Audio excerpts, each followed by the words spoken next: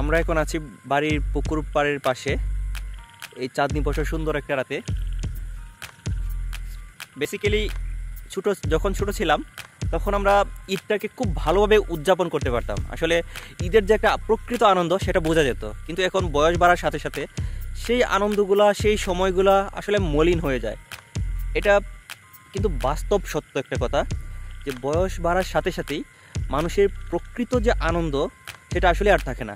Family tension, তারপর বউ বাচ্চা, সন্তান, সংসার, জীবন সংসার, ইনকামের চিন্তা, তারপর ফিউচার, ভবিষ্যতে কি হবে কি হবে না, এইসব নিয়ে আসলে আমাদের সময়টা কেটে যায়।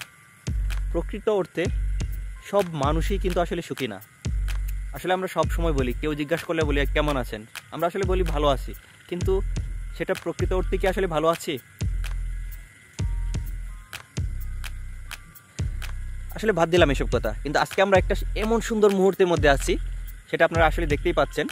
যদিও এটা ডিএসএলআর ক্যামেরা না, ভালো একটা মোবাইল, মনিরের মোবাইলটা ভালোই, ছবি সুন্দরই আসছে আমার ছোট ভাইয়ের। আমরা তিনজন আছি এখানে। শামিম, আমি অন্ধকারে একটু না, একদম দেখা যায় না, জাস্ট আবছা আলোতে দেখা যায়। শামিমকে একটু দেখা যায় হালকা সাদা, কিন্তু মনিরকে দেখা যায় না। জাস্ট আমারও একটা হালকা নিয়ে নিলাম, যেহেতু আমার সাদা টি শার্ট। ওকে, আমরা চারটা খেয়ে দেখি, যেটা সুন্দর অনেক। আসি একটা পুকুরের ভিতরে কিন্তু চাঁদকে দেখা যাচ্ছে। সুন্দর। আসলে এই সময়টা কিন্তু উপভোগ্য এবং উপভোগ করার মতো।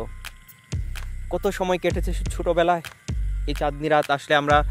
আমরা আগে বাড়ির উঠোনে খেলাধুলা করতাম, ফুটবল খেলতাম, বৌছি খেলতাম, অনেক খেলাধুলা। এগুলো আসলে এই টেকনিক্যাল যুগে এসে সব উধাও হয়ে গিয়েছে। আগে ঈদের সময় আসলে আমরা বিকাল দিকে ফুটবল খেলা হতো, কিংবা বিভিন্ন ধরনের খেলার ছিল, ক্রিকেট খেলা, ফুটবল খেলা, তারপর ডাঙ্গুলি খেলা, মার্বেল খেলা। এগুলা নাই বললেই চলে, গ্রামাঞ্চলেও নাই বললেই চলে।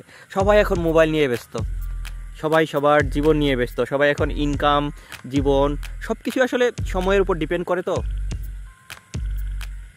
অসাধারণ দৃশ্য। আসলে ডিএসএলআর থাকলে হয়তো দৃশ্যগুলো আরও সুন্দর আসতো।